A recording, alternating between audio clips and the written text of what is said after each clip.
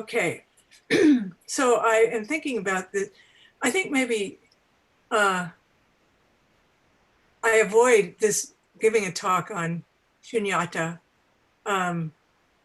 because you can't really give a talk on it, right? So this isn't a talk. Okay, this is a riff on Sunyata. So we're moving on to the second part of the Heart Sutra, and when Avalokiteshvara says, Shariputra, form does not differ from emptiness. Emptiness does not differ from form. That which is form is emptiness. That which is emptiness is form. The same is true of feelings, perceptions, formations, and consciousness. So we're going to continue sifting through the Heart Sutra and introducing the central Mahayana tenet that about emptiness or shunyata, and we'll try to probe it a little bit more deeply. Actually, thinking about emptiness is really stupid. And here's what C.S. Lewis had to say about this. 5 senses, an incurably abstract intellect, a haphazardly selective memory, a set of preconceptions and assumptions so numerous that I can never examine more than a minority of them, never become conscious of them all. How much of total reality can such an apparatus let through? So that's what we're working with. But we're gonna try to touch it, and maybe you have some experience yourself, and which you would be willing to share. So even sometimes words that seem superficial, and paltry, we just do our best. Sometimes I think maybe music would do a better job. Maybe that's why we chant the Heart Sutra in part. Anyway, back to the subject. I said last week that our sense that there are things that exist is illusory. So what we're trying to do is talk about, what we actually mentioned throughout our program with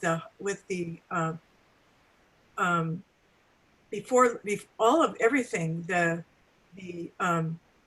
robe chant, the before lecture chant, all Buddhas. We say this over and over again. We're talking about something that's beyond the mere words that of form and emptiness. It's wisdom that's beyond wisdom, beyond conventional ideas of wisdom, and even beyond the wisdom that we seek to attain. And so the experience of emptiness is of non-duality, non-distinction, no boundary, and no distinction among the various aspects and values of what we identify as things. And that's why form is emptiness. It's tempting, thinking that way, to decide that somehow emptiness is better than form, like heaven is better than earth, that the spirit is better than the body. This is the way we think in our intellectual tradition. We divide things up like this: good and evil, body and soul, things like that. That's what we call a dualistic way of a dualistic philosophical stance, and mental habit, probably a mental formation. And but Avalokiteshvara won't let us get off so easily, because then he says emptiness is form. And that they are the same, they are not separate. And he says, wrap your mind around that, and repeats his teaching in a different way. And maybe I should say, instead of wrap your mind around that, because even that metaphor isn't very good, open your mind to that, or sit down with that, which is what we do. We do the merging of these two seeming opposites in Zazen. In Zazen, we are form and we are empty. Since our central experience is of form,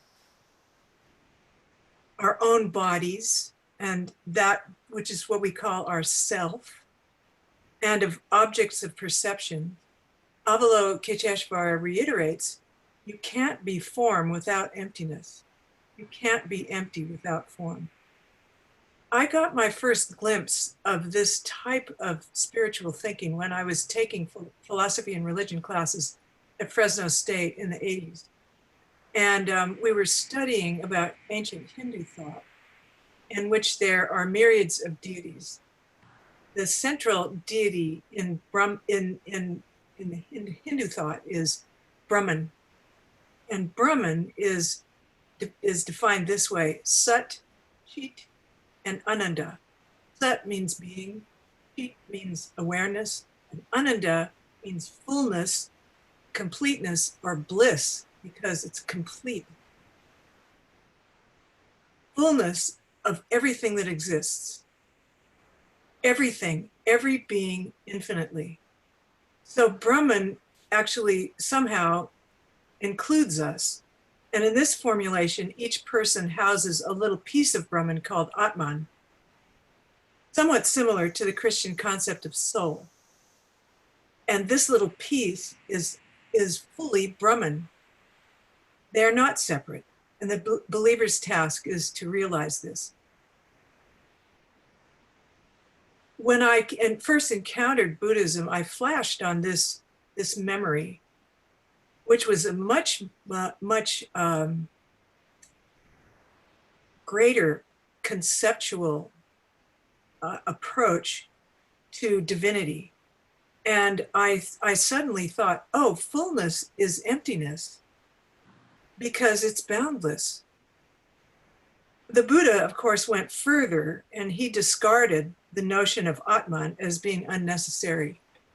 He said, the whole of being, the whole person, everything that exists, is included in non-separation, in fullness, merging wholly with everything else, without boundaries, boundless.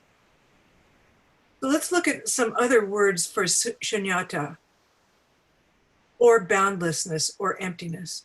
One that is sometimes used is zeroness. This one is interesting to me because in math, zero is nothing, but it's also absolutely necessary. You can't have 10, 20, 30, 40, etc. without zero and more. Another word that's sometimes used is non-existence. We think things either exist or don't exist, but Avalokiteshvara is saying that they do both. They have both at the same time, right now. Another phrase is a couple of other phrases: non-substantiality, non-reality, kind of same idea. Another word that I've seen used is hollowness, which doesn't really work because it implies a container, which emptiness does too, in a way. Nagarjuna, an important Mahayana thinker of about the 1st or 2nd century, we don't know his dates perfectly, 1st and 2nd century of the Common Era, equates Sunyata with the interdependent origination of all existing phenomena, which we've talked about before a bit. When we see that we can't get away with preferring one or the other, when we recognize not one but not two either, this is not a negation of one or the other, not a negation of either form or emptiness, not a negation of either monistic or dualistic views, but an expression of the dynamic interacting of the two perspectives. Sometimes these two perspectives are called absolute and relative. Relative being the perspective of form, and absolute being the perspective of emptiness or boundlessness. All things are connected to all other things. There's a beautiful myth that expresses this idea, Indra's net. I'm sure a lot of you've heard of this. The demigod Indra owns a net. which hangs over his palace. And the net has a multifaceted jewel at each knot. And each jewel reflects and is reflected in all other jewels. And the net is infinite. It is not finite. It has no end. It has no boundaries. It's boundless. Kaz Tanahashi and Joan Halifax chose to use the word boundlessness for Sunyata, which offers another flavor, a flavor of inclusiveness, of endlessness, not so opposite to existence as emptiness.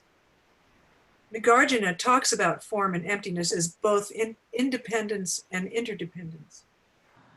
There are separate and distinct things, and at the same time, everything is utterly dependent on every other thing in time and space.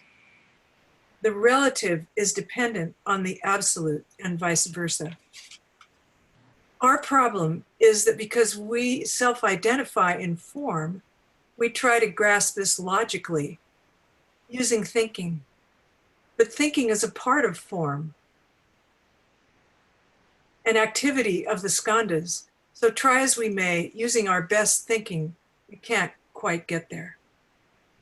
But Nagarjuna says, similar to Avalokiteshvara, without relying on everyday practices like thinking, relative truth, the truth of form, absolute truth cannot be expressed. Without approaching absolute truth, nirvana cannot be attained. Relative and absolute need each other and depend on each other. Don't go thinking that nirvana is like heaven, a separate place where we might go someday. Nirvana is right here. That's the point. It's a presence, a way of life based on egolessness and impermanence and radical connection. But logically, form is emptiness and emptiness is form is contradictory. Thinking can't see both aspects at once. So we sit down and we let go of thinking, invoking the 5 skandhas and letting them go, crossing from the shore of suffering, which is the shore of form, to the shore of liberation, which is the shore of emptiness. And here's a quote attributed to Albert Einstein that I think is applicable. A human being is part of the whole called by us universe, a part limited by time and space. She experiences herself, her thoughts and feelings, as something separate from the rest, a kind of optical delusion of consciousness. This delusion is a kind of prison for us, restricting us to our personal desires and to affection for a few persons nearest to us. Our task must be to free ourselves from this prison by widening our circle of compassion to embrace all living beings and the whole of existence in its beauty. So I thought I would end this with this hymn, To the Perfection of Wisdom. And often this is chanted in Zen centers in Japanese, but I thought I would chant it in English for us today. Homage to the perfection of wisdom, the lovely, the holy. The perfection of wisdom gives light, unstained. The entire world cannot stain her. She is a source of light, and from everyone in the triple world she removes darkness. Most excellent are her works. She brings light so that all fear and distress may be forsaken, and disperses the gloom and darkness of delusion. She herself is an organ of vision. She has a clear knowledge of the own being of all dharmas, for she does not stray away from it. The perfection of wisdom of the Buddhas, sets in motion the wheel of the Dharma. And Dogen Zenji says that emptiness is the whole body's clear seeing. So may we, in our bodies, clearly see, and may we be free of the prison that Einstein spoke of through a deep realization of emptiness and our connectedness. May we realize the prajna paramita, the wisdom of emptiness, and be free from all suffering.